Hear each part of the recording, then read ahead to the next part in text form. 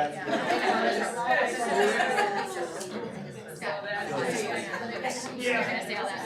the blue. Good evening. Welcome to the Skokie 68 Board of Education meeting, March 20th, 2025. May I have a roll call, please? L. Jordan. Here. Lonegro. Here. Ruffner. Here. Sturbins. Here. Sullivan. Here. Warshaw. Here. Maida is absent. As expected. We now move to our public comment. Do we have any registered public comments? We do not. Do we have anyone that has planned to make a public comment? Seeing none, we shall move on to our superintendent's report, starting with our Devonshire Elementary highlights. Devonshire Elementary Highlights speaks for itself. Very exciting, multifaceted presentation here. Let's get the podium. Here we go. Got it. I'm gonna bestow upon you a very important button. Oh, Don't worry, I'll give you directions. It's gonna be hard not to hit it.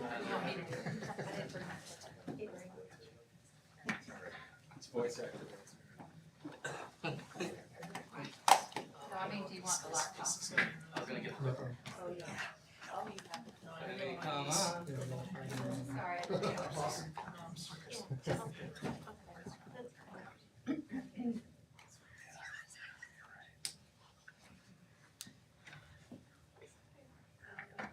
It works. All right. Thank you for having us, everybody. We are excited to give you a little update about our Devonshire highlights.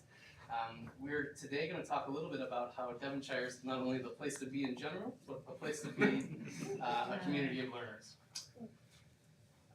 This applies to the strategic plan in many ways, but primarily through thinking about cultural responsiveness, equity and inclusion, and teaching and learning. And I'll introduce, or have some people introduce themselves who will be helping with the presentation today. We have two members of our school leadership team. Hi, I'm Bria Patel. I'm the music teacher at Devonshire. Brad Worrell, 5th grade teacher, Devonshire.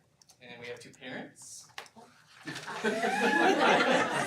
Hi, I'm Jody Ehrenberg. I have a first grader. I'm Barbara Harris. I have a first grader and an incoming kindergarten next year. And we have a special guest who can introduce yourself now or during the time in the presentation you choose. Hi, my name is Marin Yakub. I'm 5th grade in Soren's. Really, we thought about communities of learners in the three ways. So between staff, between students, and between staff, students, and parents. So that's why we have both students, parents, and staff here to help present today's presentation. Also, I should say, the school leadership team did all of the work here. It just turns out the night before spring break is not a popular time or a usual time for them to come. So, extra kudos to these two, but I will be playing MC. Yes, please, round of applause. And I'll also be saying a little bit more than I might usually say, but I'll be representing the voices of the school leadership team that helped make this presentation. First off, like I said, we'll be talking about the community of learning between staff. So this is some pictures of the teachers collaborating together, reviewing the writing curriculum and some of the work and pieces of the students as a part of, once things have kind of wrapped up, we kind of collaborate and see the work that the students have done. It's extremely beneficial not only to see what the younger grades are working on, the older grades are working on, but in school-wide it's really nice that you have these kind of branches of, for example, narrative. But the narrative is then broken down into different pieces. So in 5th grade, it's a memoir. In some other grades, it might be more of a personal narrative, and something else it could be just a narrative that's made up, or a fairy tale or something like that. So it's really nice to see, kind of from all the way from kindergarten to 5th grade, the range of work. The younger grades get to see kind of the expectations of where we want the kiddos to go. The younger grades obviously get to see like some of our expectations of, hey, it would be really nice if you hit these different components. So yeah, this slide and the next slide are all of us hard at work analyzing student work. And every picture here is at least two different grade levels working together, and not like second and third. You see like K and 3, K and 4. But it's really nice to see as a fly on the wall.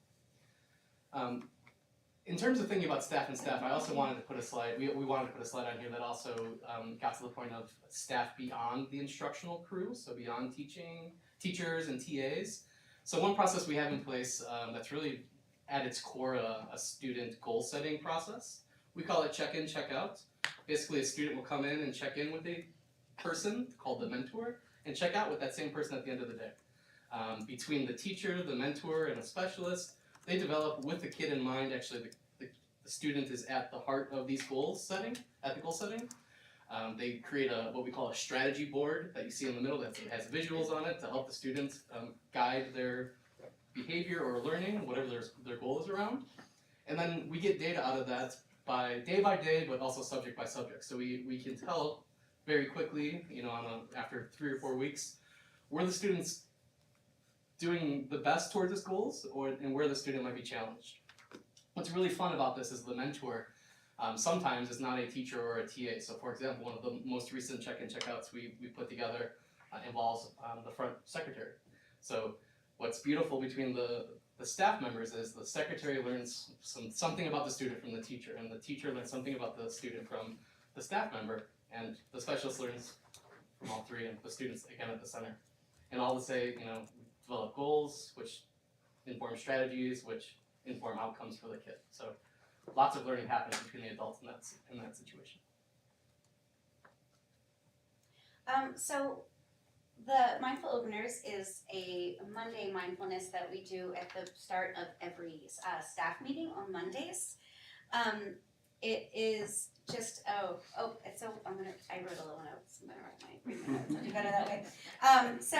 It's an important tool, mindfulness is an important tool to reduce stress and help teacher burnout. And it teaches us, because we're so emotionally and mentally exhausted these days, mindfulness helps teachers stay present, recognize stress and stress signals earlier, and develop healthier responses. And simple practices like just 5 minutes of a body scan or mindful breathing can reset the nervous system and prevent chronic stress. So these strategies that we go over together at the beginning of every meeting are also strategies that teachers can take back to their classroom and do with their students as well. But at the forefront of that, it's the well-being and how to take care of yourself so we can be the best that we can for our students. Oh, community treat days, yeah.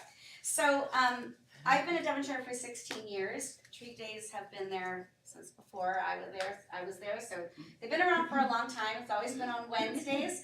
And our treat days are they're more than just a sugar boost and a quick break.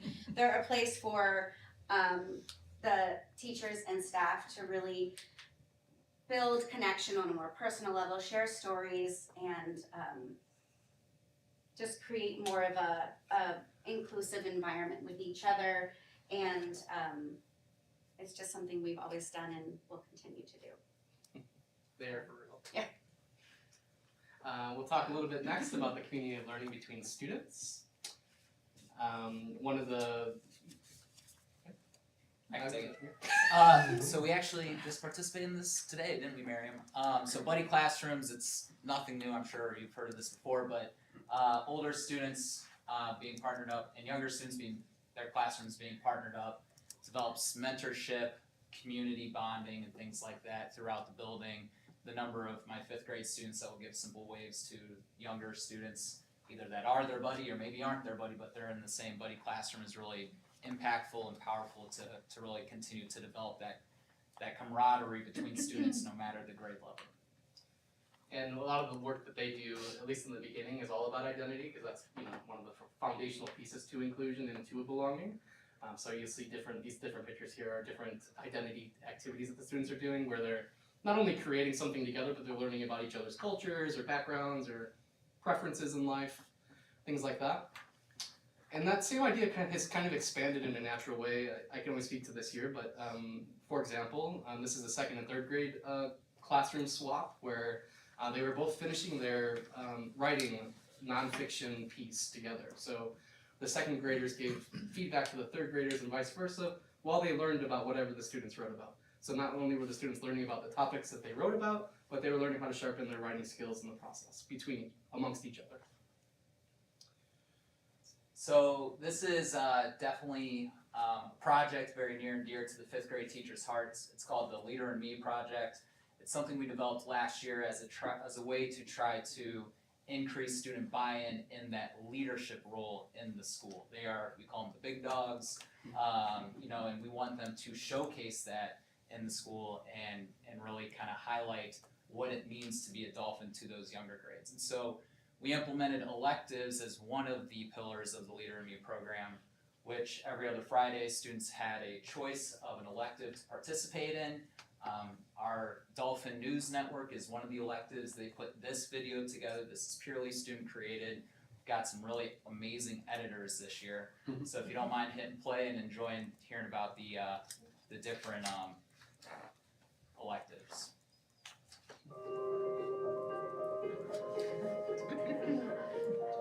Hello, Board of Education. This is a special edition of the Dolphin News Network. Now let's head over to the different electives. First, let's start with patrol. Now it's time to get creative with the art club. Now it's time to look over the year of 2025 with the yearbook group. Finally, let's start saving with the fundraiser club. Thank you for joining the special video of the Dolphin News Network. Bye. There's more. Hi, my name is Joe Paul, and I'm in patrol. And I help kindergartens, first graders, and second graders with their lunches. And I help the bus by keeping the students safe, by letting them not hit each other, by letting them not cursing. Patrol is really fun. Hi, my name is Ronaldo, and right here we have Miriam making a kindness poster, and right over here is table. Can you tell us what you guys are doing? I'm making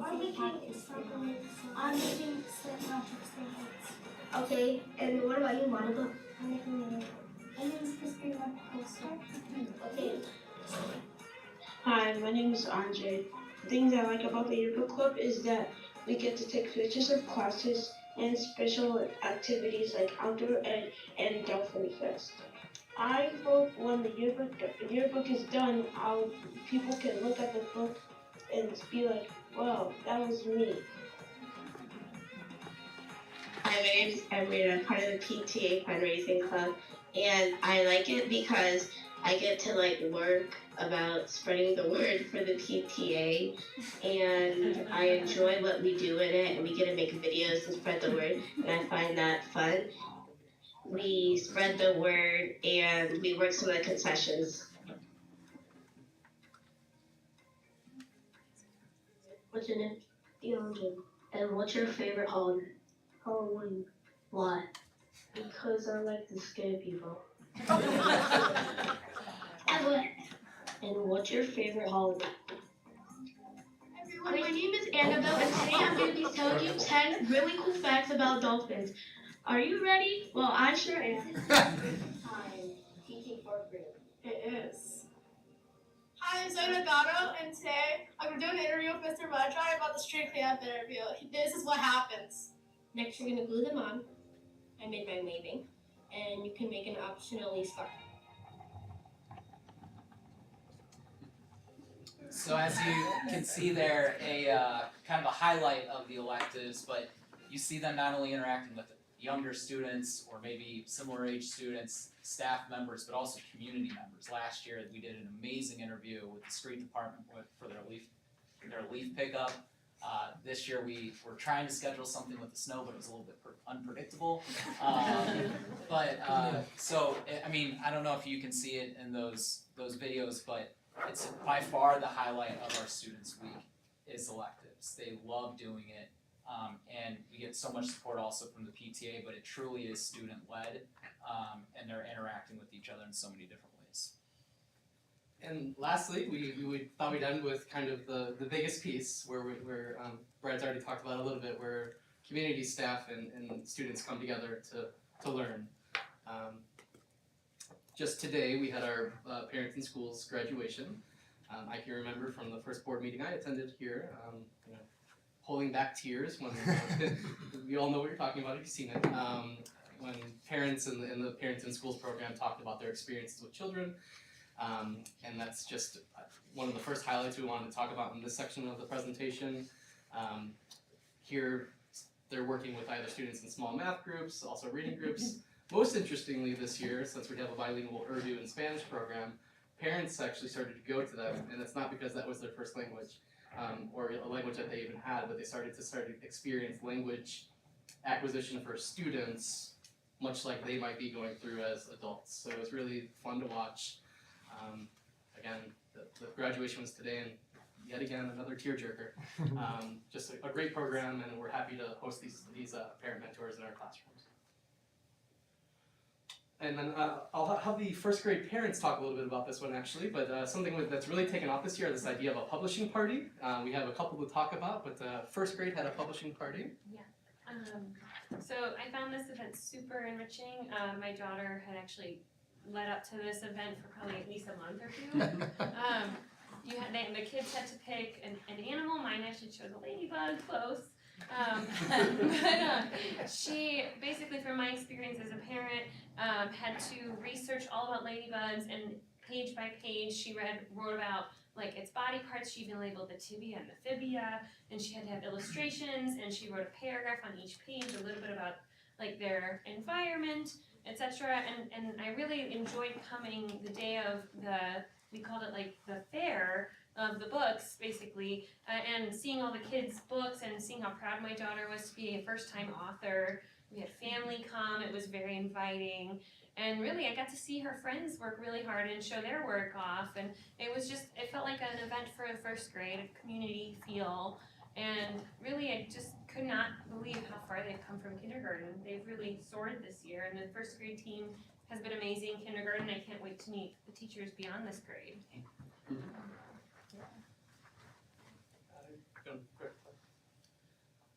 This should give you a little bit of a glimpse. I think this is a short video. This one does not have sound. Yeah. Oh yeah. There's a little bit about what it looked like. I think we were separated into a couple classrooms based on environment that their animal came It was from. like petting zoo and then like the wild. I think the ladybugs went in the wild. That's great. Now it works. So another publishing party here. Come on up, Miriam. So I'm gonna move here to make Miriam less nervous, and she can come stand up here before she freezes. So Christy, you might play, and then you can mute it. Another publishing party we did was our wax museum. Students for their 5th grade biographies literally froze for hours as wax figures. And then the parents were able to come in and really see the work that their student has done. So fortunately today we have the honor, and you can see there's so many different ones. Also just want to showcase the biographies up there. I'm not sure what you notice when you look up there.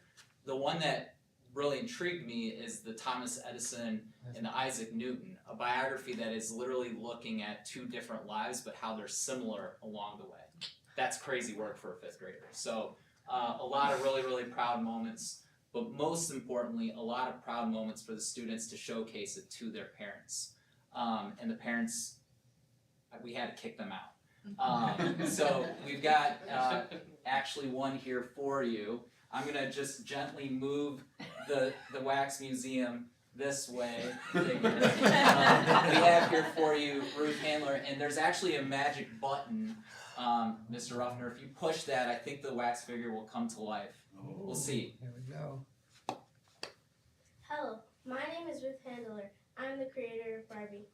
I was inspired to create Barbie because of my daughter Barbara.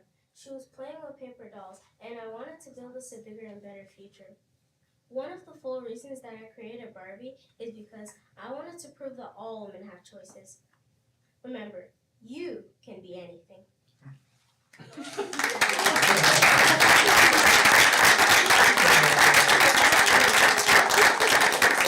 Alright, we'll go ahead, move Ruth back to and give it up for Mary.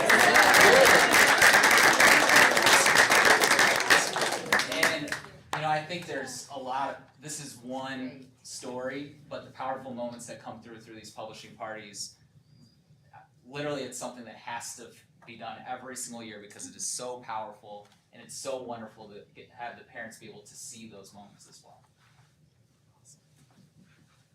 I think we have a photo op, but we'll great job, Miriam. That's a lot of shots. This year, the second grade musical, which was just last month, we did a performance on musical concepts, and so we did it a little differently this year, where all of the songs that the students performed were about different musical concepts that we learn about in music. So tempo and dynamics and rhythm, and so the students became the teachers by teaching the audience all the things that they've learned, and the parents became the students. And at the end, we had some questions, some trivia questions to see who was really listening, and we had one of our second graders go through the audience and answer some of the questions, and we found out that everyone pretty much understood and learned something new, got to take something new home with them. So this was a great way to not just show the parents and families what we're doing in music class, but also to let the students teach them and share with them what we're doing.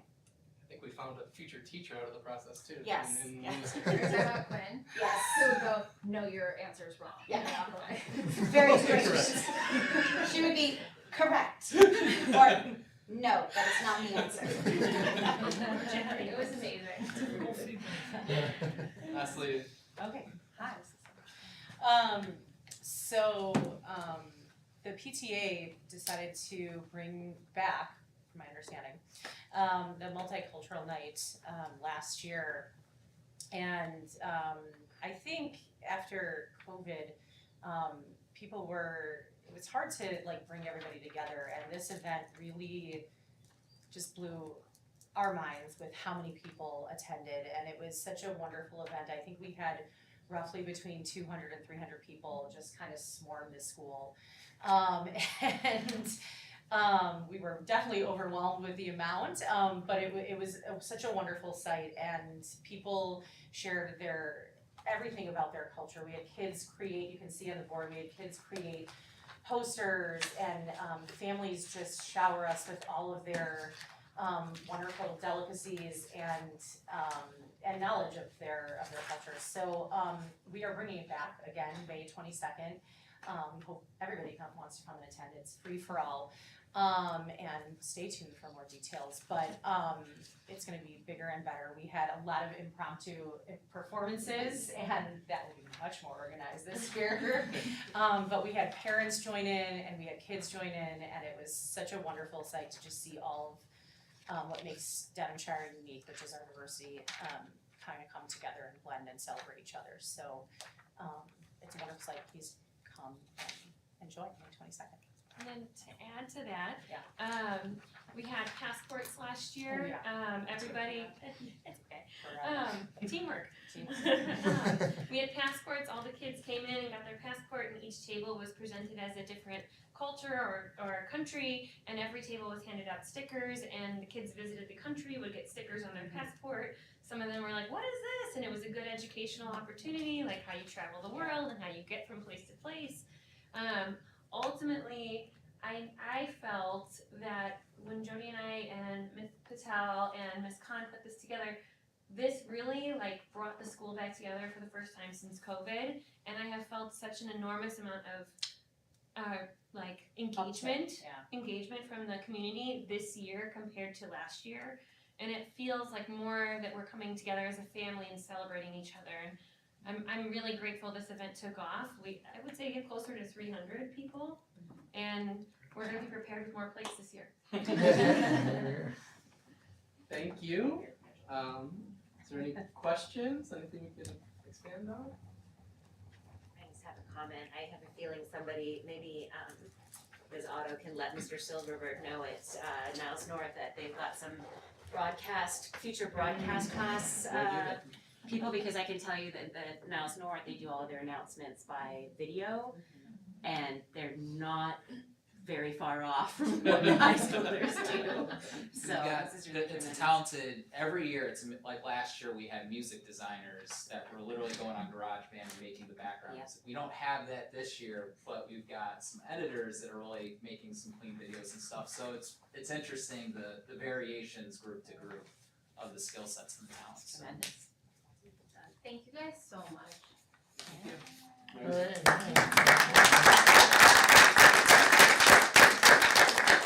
We just want to highlight that Devonshire has raised the bar. They now have brought in parents, teachers, and a student. Miriam, I think we need to give you one more round of applause. Oh,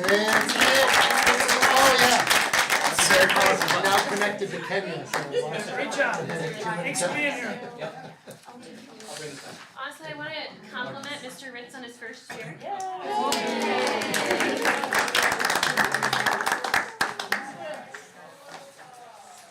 if you leave now, you're gonna miss the more exciting annual audit presentation. Yes. Yeah, what a transition. Talk about wax. But this is a presentation that we want to be a little bit less exciting. That said, it is spring break. Our auditors were not able to make it, but Kenya is prepared to walk us through some of the highlights and high-level items from the audit. You each have a copy of this. There's also a digital copy available publicly for those that would like to review it.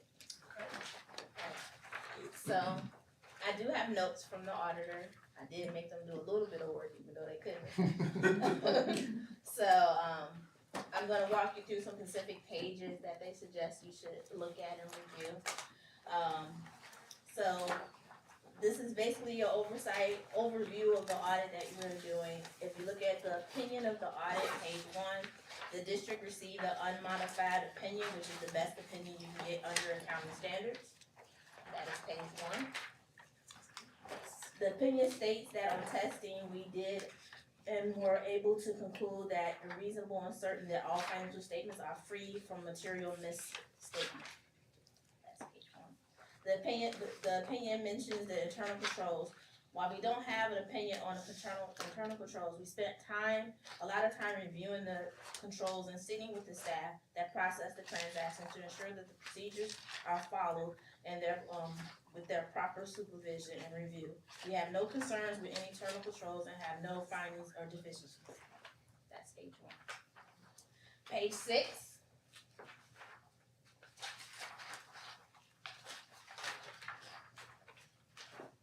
Which is the management discussion analysis. We call it the MAD. This section is recommended for all board members to read. It provides an easy to read summary of what happened during the school year, while I provided variances from prior year for you to review. Page 13 through 14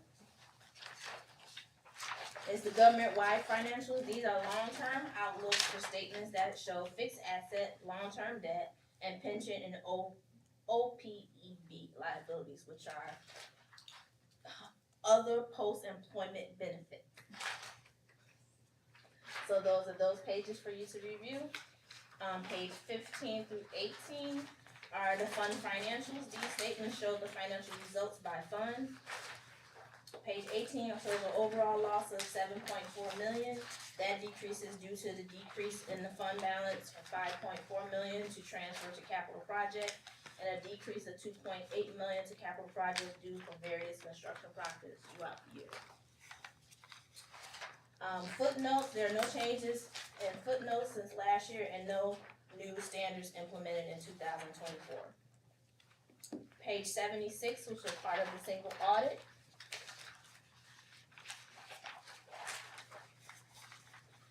This is a separate audit that is required for federal grants that the district received. This year we tested this child nutrition program, which is the lunch program. We had 2 findings on this grant. The quarterly reports to ISB was not filed due to date sets by ISB. And during the testing of the applications of roughly 40 free and reduced lunch applications, we had a finding of missing 1 application in the bunch. Couldn't find it. So that was the only thing we had as a finding. Other reports you will find in the district AFR is the AFR, is the financial profile calculation of the district. The state ranks that between 1 and 4, 4 being the best, and the district score currently is 4 for recognition status. So that is my.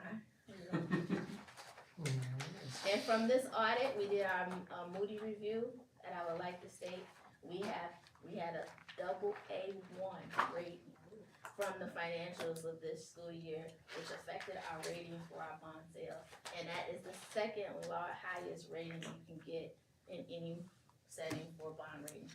It's triple A, then double A1. So we did very well with that, based on our financials.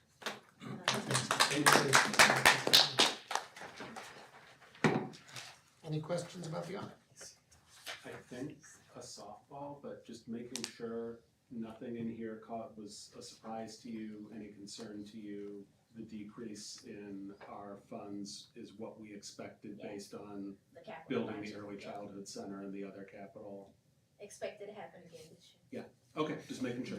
Thank you.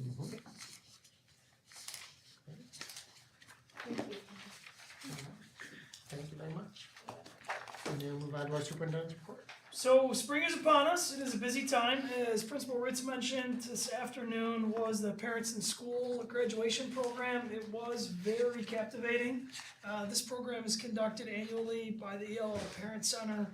It's an absolutely beautiful snapshot of the multicultural district that we have and the amount of success that we have in some of our programming. Very unique to me as a newcomer to the district to watch and see the amount of impact we had. One of the parents even expressed enrollment in an education-related program as a result of the experience in our schools. The students in many of the incidents in classrooms wrote letters to the parents and school participants, very touching and very influential. Each participant gave a speech about their experience and how touched they were by it as well. And I'll go ahead and say there's an element of almost not just pride, but a real sense of accomplishment and almost like elitist piece to it, and how much has been accomplished by the parent participants in a great way that is totally deserved and really, really impressive to see. So I was very proud to just have even a moment in that room, but really impressed and super excited to share more about that. The ELO Parent Center typically will present to the board and the public in March or April. We've moved it to May this year, so a more formal report with highlights, data, participation rates, things like that will be forthcoming in May. It is busy right now and into the next couple weeks, although we're about to go into recess. Tomorrow is a day of non-attendance as a reminder for those of you that need it. I don't know who you may be, but spring recess officially begins on Monday, March 24th. We go through to the 28th. Friday the 28th is the last day for staff and parent guardian participation to complete the Illinois 5 Essential Survey. Just a plug, we are a small percentage shy of receiving a parent report in just 2 spots. So we're going to work to continue to advocate for that. But if you haven't and you're at home watching, please take the Illinois 5 Essential Survey. Just check your inbox or your phone because it's been sent to both. Appreciate it, and I know how hard that is to do as a busy parent or guardian. Monday, March 31st is a day of no school for students and staff in honor of Eid. April 1st, Tuesday, we return to school. April 1st is also the scheduled date for work to begin on the geothermal fields here at the new Early Childhood Center. You may have noticed some of the fencing in the area. Construction work is working towards being on time, despite waking up today on March 20th and seeing snow. The ground is still soft enough. We are still planning to move forward as scheduled with that project. Very exciting. More to come. April 1st is also local elections date. As a reminder, we do have polling places at Devonshire, Highland, and Stetson for those voters. April 7th is a timely and meaningful consultation meeting. So this is hosted by NTDSE, that's our Niles Township District for Special Ed. It's an opportunity for parents and educators of all students who are eligible for special ed who attend our non-public schools to attend at NTDSC. That includes homeschool students as well. From all the Niles Township districts to learn about possible special ed offerings and special services. So again, April 7th at NTDSC. April 8th is Teacher Institute Day. We have a number of really exciting, awesome work that the team has put together. A real great assortment, things related to AI and how that can support in the classroom. All the way up and down the board that you can think of. Really great series of offerings, so kudos to Christy and her team for keeping that ball rolling. April 17th is our next scheduled Board of Education meeting. And then as a reminder, April 18th is Good Friday, which is also a day of no school for students and staff. So a lot coming up, just key dates, things to be mindful of. As we work to improve the website, which had one of its last meetings yesterday, we're absolutely getting feedback on how we can, better support calendars and the syncing of calendars for busy parent schedules. So that's something that, a big section of dates like this, down the road would be real easy to go ahead and sync up with calendars and see visibly just, in your own structure at the home. So, should you have it. So we're excited about that, and I can think of no others, but any questions on any of those dates? That was a lot. All right. Thank you very much, Yeah, Scott. thank you. Next item of business is the reading and acceptance of minutes. May I have a motion?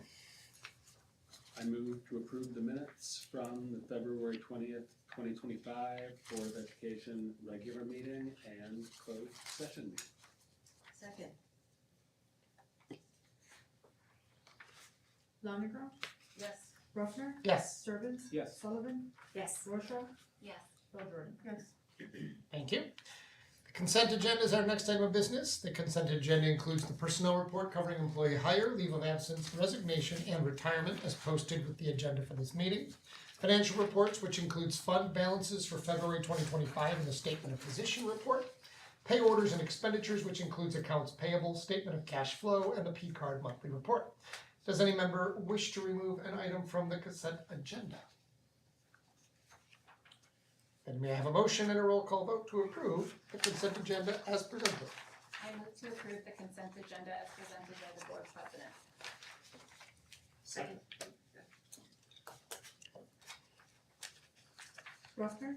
Yes. Sturbins? Yes. Sullivan? Yes. Rorschach? Yes. Bell Jordan? Yes. Lonigro? Yes. Thank you. We move to our reports and discussions, starting with the NTDSE update.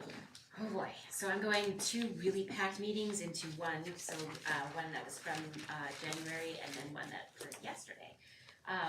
So overall, the theme for both meetings is art. So NTDSE had a I Am Art Show at the Skokie Library that ran from January and was so popular they extended it through February. So this was a face that all these different students had that was done by the different students across NTDSE, and then they scanned them and put them all across the walls on the library, at Skokie Library. And then extending on that, there's a big art show at Oakton College in Skokie, and NTDSE for the first time has their own panel of art there. So you can go and see that through the end of the month if you're staying in town for spring break. Beyond that, there was a really amazing presentation by the OTs in January, which was just talking about the really important work that OTs do with our students, including a lot of things for self-sufficiency for students that maybe need other types of support. So they have a facility where they're learning how to do their own laundry or being able to wash the dishes and putting their clothes away, and they've actually videotaped the students doing that so they can show it to the students after the fact so they remember they can do it and how they did it. Which was amazing because then they showed the videos to the parents and the parents were like, I didn't know my kid could do that, so they were really excited. Space continues to be a significant issue that is being talked about quite a lot. So when they rebuilt Molloy, they built it with additional space in there, but unfortunately or fortunately, they've had huge enrollment increases that they couldn't have predicted. And so a lot of the administrative adult spaces have had to be turned into kid spaces, and they've been talking to all of the member districts about creating adult spaces so the administrators can continue to do their work while making more space at Molloy. And so they're continuing to sort of strategize on this going forward. They also talked about two more things, and then I'll let you go on to Ed Red, which is never as exciting. It will be right now. It's going to be very exciting. That's a word you could use. Yeah.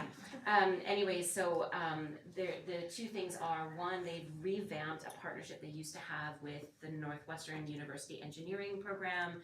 This is allowing the engineering students to come into Malloy to talk to predominantly OTs, but also other specialists about different problems that they're having that they would like some assistance with. So one of them, they had a District 68 student who has a tendency to put their hands in their mouth a lot, which is causing a lot of skin damage. So these engineering students created a type of hand covering that allows the student to continue with that stimulation while protecting his hands.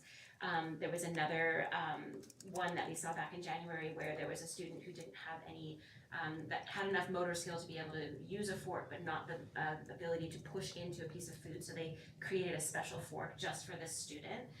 So that's really exciting, and they've also got additional partnerships with some of the other universities that are giving prospective paraprofessionals the options to be able to get degrees for free while working at Malloy, which is kind of exciting. So they've been doing a ton of outreach to job fairs at the different universities to try to talk about helping young people see a future for themselves in special ed. So that was really exciting. And the last one is just that this year, as happens with the kinds of services that they provide in more intensive special education, they've had 3 students from the same classroom this year pass away.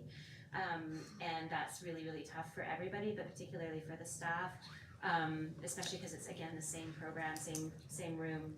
And so this year, their clinical psychologist actually suggested that they reach out to get some grief counseling from outside, because they have social workers and everything else in the schools, but having someone from outside when those are your colleagues can actually be really helpful. So the psychologist had recommended Willow House to come in, and they did, and provided a lot of services for the staff, and reports where it was incredibly meaningful, and they're actually planning on moving forward with retaining Willow House if they have those situations come again, so that the staff can have the resources they need to also support themselves through hard times. And that concludes my report. Thank you very much. We move on to our always exciting Ed Red report. Much of the really interesting legal and legislative events took place after the Ed Red meeting, which was earlier this month on the 7th, so this will be relatively dull compared to what's been happening this week. But this is very local and state focused. This is the consortium that our district is a part of, along with roughly 100 other Lake County and North Cook school districts. And just focusing on making sure that our interests are being represented down in Springfield. And they are having a spicy kind of spring down in Springfield. On average, they usually have about 900 bills assigned in the House around the time we had our meeting. This year it's about double. There are about 1,800 individual bills, about 900 tracked education bills that are being followed by Ed Red. So I know everyone would like to spend tonight hearing about 900 individual bills, but we just focused on a few. A couple that we have talked about here at past meetings. One is on de-emphasizing schools as polling places. Scott, I know you mentioned that we'll be having 3 of our schools used next month. There is a bill from one of our local legislators that is in committee now, and it is looking, I wouldn't say likely, but it's got life, which is good at this time in the legislative cycle. And it's a combination of either de-emphasizing schools as polling places or tracking data to make sure that we know if a school was used for 1 voter versus 1,000 voters, to know just how valuable it is to use the individual schools as polling places. And we all know that has a big impact on that school day and the staff and the students. Another one that is kind of interesting to me, and these are kind of linked together, Governor Pritzker had put out a proposal recently to try to allow community colleges to offer 4-year degrees. At the same time, there is a proposal to try to make more uniform dual credit that high school students receive.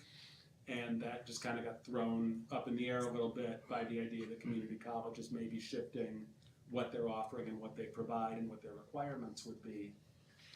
Related to that, it's kind of dominoes going together, is that there is now a proposal to make computer science course a high school graduation requirement, and to also allow middle school students to take a class that could fulfill that requirement, which opens up kind of a Pandora's box of what then would middle schools have to be doing to offer that. Is this yet another high school graduation mandate that we really want on top of all of the other high school graduation mandates that exist? And how much pressure would that put on middle school students to begin knocking out high school requirements in middle school? This is something that has not yet been done in the state of Illinois, so there are lots of questions about that. Other ones that were talked about are making sure to align state and local laws regarding paid leave for school districts. That's something that was talked about a few meetings ago here in the context of the Cook County ordinance that particularly affected school districts that straddle 2 counties. So if you were in Cook County, you had one set of rules to follow, and then if you were in DuPage or Lake or Will, an entirely different set there. So bottom line, there is a lot happening. The other one that really jumped out at me is there are somewhere between a half dozen and a dozen different proposals at the state level right now on how schools should be required to deal with cell phones in schools. And they range from very top down, this is how it's going to be no matter what school you are, no matter what student you are, to allowing much more local control. The folks from EdRed, I think rightly, are focusing on flexibility, not just in how schools would comply with those rules, but also in making sure that individual thought is given to students with special education needs, students with language needs who rely on Google Translate if they don't have language services available moment to moment, to understand their peers, understand their teachers. So it's the kind of topic that it appears very straightforward at first. Either we want phones in schools or we don't. But then when you dig into what some of these proposals could do, it could really impact students negatively inadvertently. So more fun next month, I'm sure, but there is a lot happening in Springfield right now. I don't know if anyone has any questions about any of those or if I could answer them, but if you do, I'm happy to try. And it's changing every day. It is. Then our next item is the policy, first reading of some policies here. Great. So we have 3 amendments to policies, 2 more technical than content related, and the third a little bit more content. So 2260 and 2265 are related to both uniform grievance and Title IX procedures. And I received some district counsel from our legal guidance that the designated staff members we have in the positions would be worth updating for a number of reasons. So I'd like to just recommend 2 updates to those. Now, the reason I'm bringing this up is when we look at these policies, they're both, and many of our policies are impacted by Title IX. And Title IX changes are very fluid and ongoing. As it relates to even a January federal case that occurred. So the policies themselves, if you recall, we just updated beginning of this year, particularly as it relates to Title IX, which is typical. When a policy changes, it oftentimes has an effect on other policies. But we will have to change those again. So we're waiting until April to see updated policy details, which we received from an organization called Press. And Press typically gives us legally backed and referenced policies that we can utilize and reference and adjust to our needs where needed, but also make sure we're in accordance with state, federal law, etc. But I do want to point out just a couple of things related to these. So in April, we anticipate some changes that would likely reflect a version of the 2020 version related to Title IX. And there are some pieces in that related to state law and discrimination, particularly harassment. But just because that changes, it doesn't mean we're not subject to state law regarding discrimination and harassment that fall under a number of policies that we have related to non-discrimination practices and anti-discrimination policies. So we still have policies like, these are just examples, 2270, discrimination and harassment on the basis of race, color, national origin, 710, equal education opportunities, 720, harassment of students prohibited. So each one of these has elements of it that would allow for formal complaints to be filed if they existed and processed as it relates to our board policy for uniform grievance procedures. I'm simply bringing forth name changes just to update that in hopes that when April comes, which is the anticipated date, we'll have updates on content changes should they exist, particularly for 2265, which is Title IX. So those are those two. So I want to just kind of frame out right now, more just changes in name. Likely to see these again appear in April, where we have a little bit more content related matters for that. The other one is related to 5120, employee ethics. We wanted to add some clarity for staff as it relates to tutoring and for parents for that matter. We don't want to have to utilize any sort of tutoring. We hope that our educational program is sound, high quality, guaranteed viable curriculum, strong instructional strategies, wax museums, you name it. But there are moments and times in certain students with different needs where tutoring may be requested of a teacher, and it's up to the teacher's discretion to accept that request or to deny it. But we wanted to build in some language related to that. So there is a section of text that we are adding in that states that District 68 employees are not to solicit, request, or accept tutoring or professional services for compensation for any student enrolled in the district in which the employee has a direct responsibility as part of their assignment with the district. So you can't tutor one of your own students. All tutoring for compensation must take place off school grounds. The school district shall not be held liable or responsible for any activities, agreements, or outcomes related to compensated tutoring, including but not limited to any disputes, damages, or claims arising from such arrangements. Advertising or soliciting students for tutoring should not occur through school district or school media. It includes also physical handouts, things like that. The use of district email by employees for advertising, soliciting, or engaging in tutoring is generally prohibited, understanding that there is some allowance for preliminary referrals if initiated and or requested by parents through the district email account. So if an email comes in, teacher receives it, hey, can you find a tutor to help with my student in math in a particular grade level? We do have someone who might be able to help with that. Their name is such and such, and that sort of is where that would go. So just wanted to give some clarity on that. It hadn't existed in the past, and we wanted to make sure we spelled it out. Again, hoping that's not needed all the times, but we understand certain circumstances do come up. Questions about any of that to the extent that I can answer them? I appreciate you seeking legal counsel on, the conditions under which these kinds of arrangements can be articulated so that, our employees have whatever opportunities, that they want, but we also know where the district's potential liability and vulnerability lies. So I appreciate you in advance of this, getting that information. Appreciate it.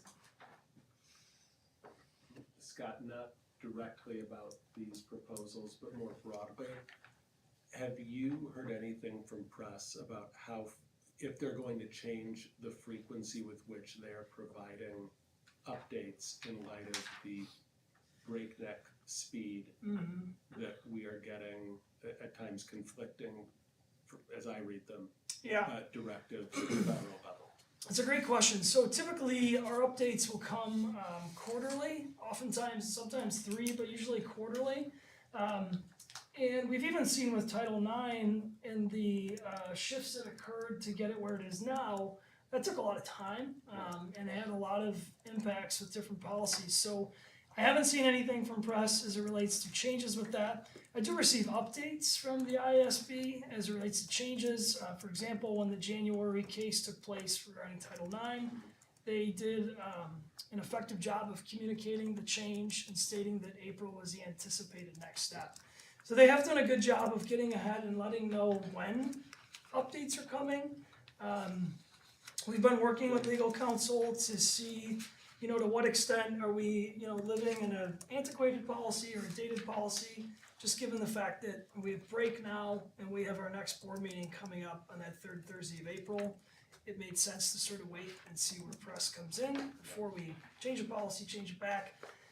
I brought these to you with the name changes, just to follow and make sure we always go through a first reading. They are more technical down the road, but I wanted to just make sure everyone's eyes were on it as well. And that you knew that we're keeping an eye on updates as we receive them. And again, that we already have policies that exist to frankly support and enforce anti-discrimination and any discriminatory practice should it exist. Thank you. Yeah. All right, with that we move on to our action items. Next item of business is the approval of the abatement resolution providing for transfer of the $6,103,973.56 in proceeds from the working cash fund to the capital project fund via the operations and maintenance fund, so that the proceeds may be spent on the ongoing capital projects. May I have a motion? I move to approve the resolution abating the working cash fund of the district by providing for transfer of the $6,103,000. Oh no. $6,103,973.56 in proceeds from the working cash fund to the capital project fund. I second guessed myself, sorry. Second. Do we have any, before we vote, do we have any commentary or questions? Final step in the bond process, we're now formalizing where the money is going from, that we've received it. So again, lots of capital improvements coming in. Anything you want to add? We did receive an extra $70,000 from prior to the presentation that we had when Elizabeth Hennessy was here.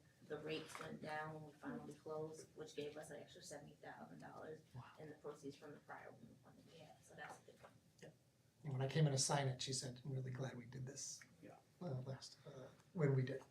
And that was a change in like a week, not even. And it was not even a week, it was a very quick turnaround, cause I think I was begging everybody to come sign the. Yeah, the next couple of days, it got a little shaky. We got a good Numbers rating. reflected here?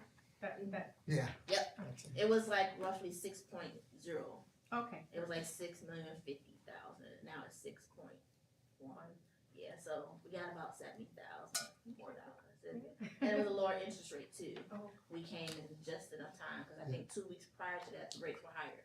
And some schools closed in and they got the higher rate. We did 2 weeks later, we got the lower rate, came in a perfect time, rates had just went down.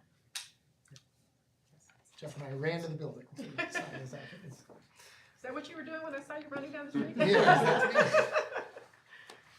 Sturbins? Yes. Sullivan? Yes. Worsham? Yes. Bill Jordan? Yes. Lonegro? Yes. Ruffman? Yes. Thank you. Next item of business is the approval of the Amplified Desmos Math for 6th through 8th grade, including algebra, at a total cost of $103,415.20, which covers professional development. May I have a motion?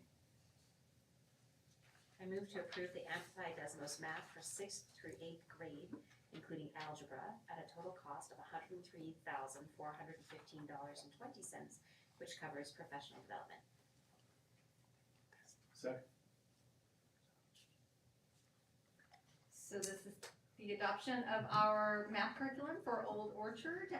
We're really excited at the choice that the team has come to through consensus and work over the last 18 months to really dig into multiple curriculum options. I think they started with 5, narrowed it down to 2, and then really put in a rigorous pilot of both of the 2 curriculums. And really just we're very thoughtful and intentional about which one is providing access for our students and which one is meeting the needs of our students. And they landed on Amplify Desmos, and I think the team is excited. Diana Schmidt was instrumental, and where is she? She's in the back of the corner. And helping lead that charge, but also want to recognize the leadership of Jessica Lux, our math department chair and math specialist. The two of them were really critical in the whole process, so wanted to give some kudos there. Yeah, I've got two daughters at the high school and college level who not only are doing well in math, but enjoying it. So a lot of thanks to the district for that. Any questions? Or while they're bragging about your children's math scores?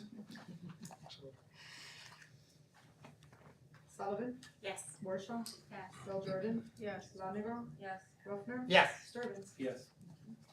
Next item of business is the approval of the agreement for the Educational Services Equity Audit with Curriculum Management Solutions, Inc. at a total cost of $45,000. May I have a motion?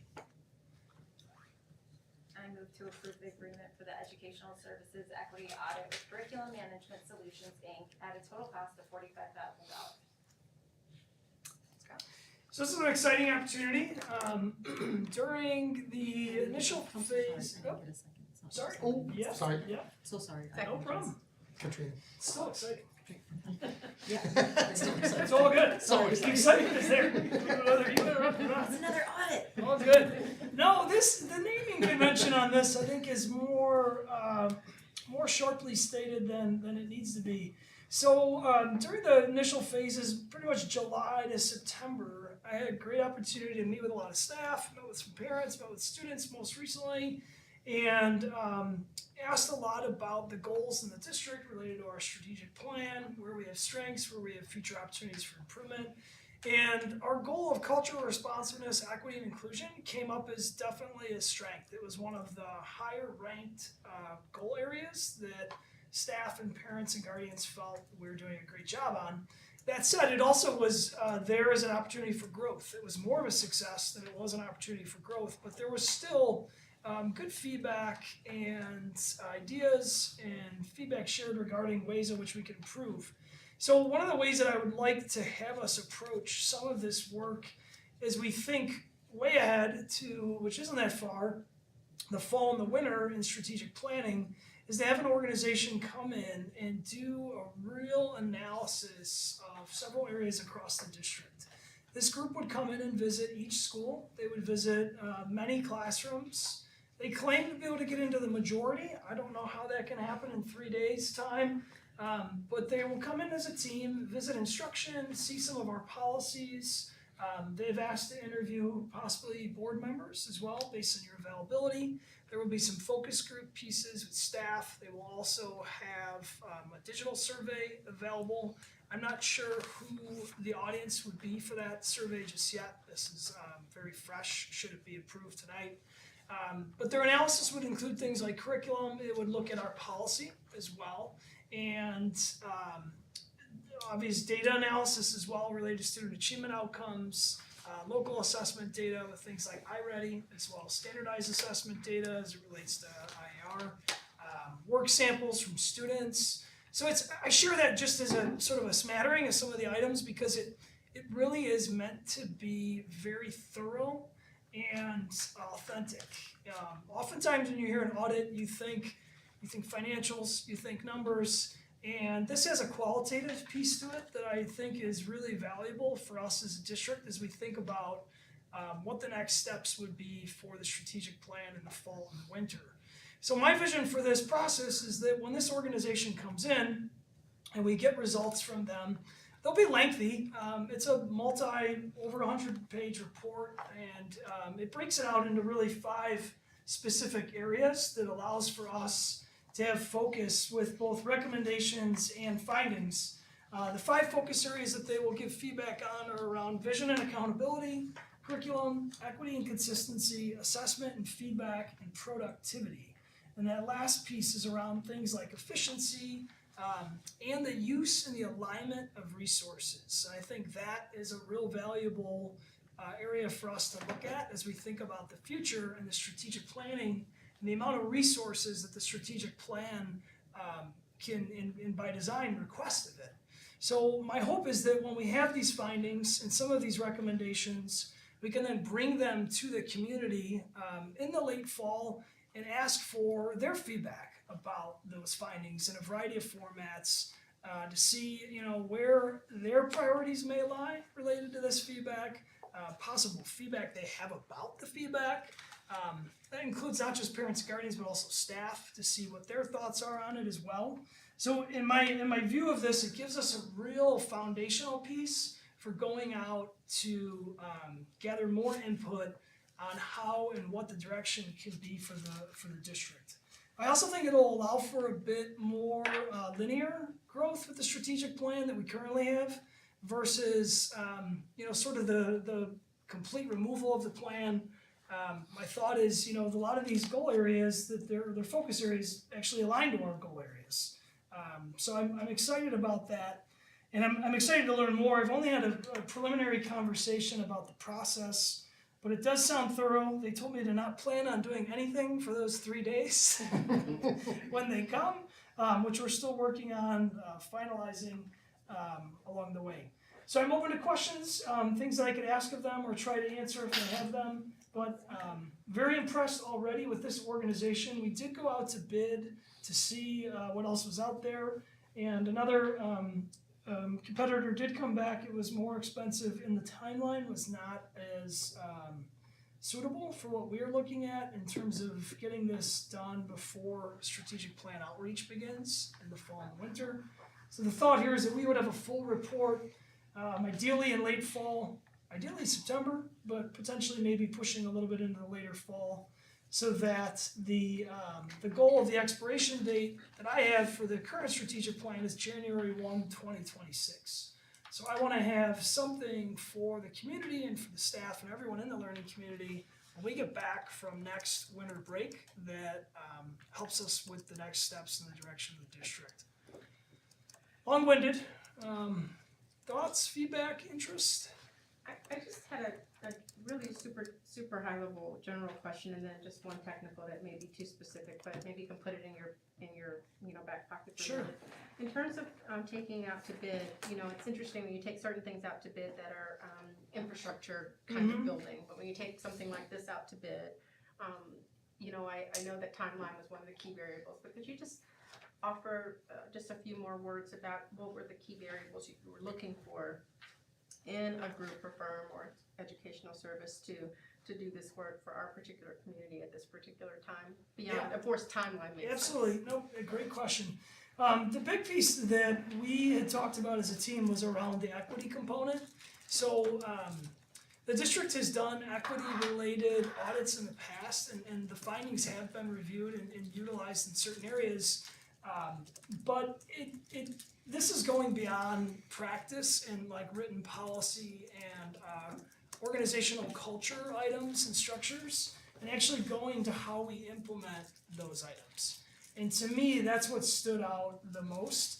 The competitor had similar structures, but were a bit more leaning more towards curriculum and didn't have as much of that sort of equity and distribution of resources piece. So for me, that was a big part of it. They actually typically refer to this as a curriculum and equity audit, and they do provide both and give varieties. Like you can just do an equity audit, or you can do just a curriculum audit.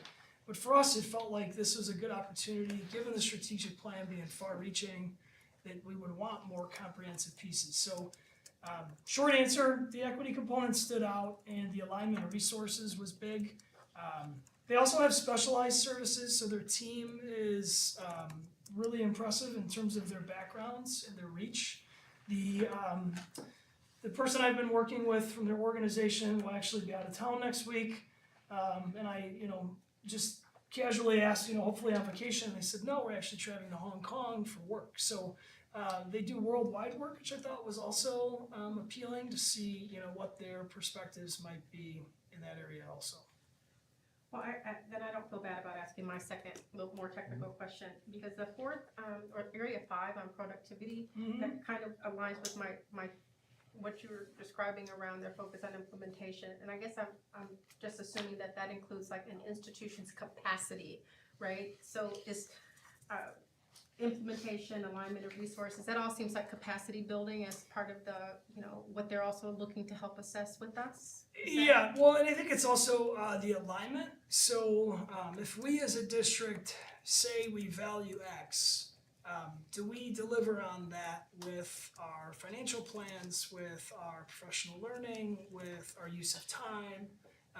So there's an alignment component as well to see if we're productive with what we claim we value and what we set out to do. How do we deliver on it? So it's a little bit of follow through as well, and which is why I think it's another key piece of the strategic plan is how well are we getting done what we set out to do, if that makes sense. Yeah, well, I imagine that capacity to achieve those goals is going to be important in this next round for us as well as we expand, our reach and our goals. So thank you for that. Like Sure. I said, I don't feel bad about asking the second That wasn't question. too specific. It's all right. It's a good one. Thank you. I'm kind of, I was a little bit like, as soon as you said productivity, I sort of shuddered a little bit because, of course, the idea that our staff and faculty are not productive enough was a little bit scary. If I was a teacher, I might be a little bit put off by that. But at the same time, I am, as someone who is a qualitative researcher, the fact that you have that qualitative piece in there, for me, it also says that it's potentially you can work smarter and not harder. Like there's, when you have outsiders coming in and this is your everyday, there's a lot of things to take for granted. So I'm, provided, I think it's a wonderful idea prior to a strategic planning session and to be able to give that out to people as well, because it sort of gives us the capacity to think beyond our own sort of situation and maybe think about some of those pieces that they could bring in from other places. And actually, I'm glad you mentioned the staff because that focus area 5 of productivity, they do a great job of using the word congruence. And I look at it more, to me, that's where I feel the most vulnerable, is to me it's more of a reflection of how much is the district able to align and support the staff with the items that the district has set out as priorities. So for me, it's less like our staff working hard or working frequent or doing all the hard work that goes on in the classrooms. It's more to what extent is the district able to congruently align its resources and what it's set out and it in supports for the staff. So for me, that's the part where I'm actually, when I see that, I'm kind of like, oh, that's the area where I'm a little nervous for myself of like how much have we supported in those areas versus the analysis of the staff, if that makes sense. Well, that's why I was thinking about capacity building, that it's not necessarily how much you're doing, but are we building capacity for, our district, for the teachers and staff to do what they need to do, and it's, do they have enough time, do they have enough resources, do they, so that's, I was initially kind of weirded out by productivity as well, and that's kind of what I was thinking. I imagine based on the bullet points articulated here, it feels much more like capacity than productivity, but that's the term that they've used here. So good question. It was more of a statement. I threw a question mark in. As soon as you said qualitative, I was like, I'm in. Scott, I have a concern about the process, Mhm. and not with the overall project. As I reviewed the proposal, the input being sought, much of it comes from within the district. There appeared to be relatively limited opportunities for input from the community, from parents, and there's the option for students. The primary way that input would be sought seems to be interviews, if we choose to do that, and online surveys. It appears to be our responsibility as the district to lead. Yeah, great question. I don't want to interrupt if you have more. Well, my concern is historically, and my children are not in the district now. I'm thinking back on when our family was directly involved. The families generally that were able more easily to participate in activities like this were more affluent and had more free time. Sure. And the areas that I think a big focus of our equity concerns are on low-income families, families with special education needs, and my biggest concern is families with language needs. Yeah. And as we are working with this company, I'll be very interested to know how we're ensuring that we're getting input, not just from certain segments of our community, Yeah. but across Yep. the community, and particularly those parts of the community where we want to make sure that we are achieving equity. Yeah, great comment, question, whatever we want to call these.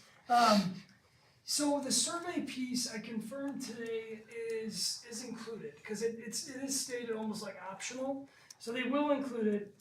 I don't know that it's intended for parents, guardians, and or community, and I'm actually leaning more to assume that it's not. And your points that you raise, I think, need to be addressed when we do the strategic plan outreach.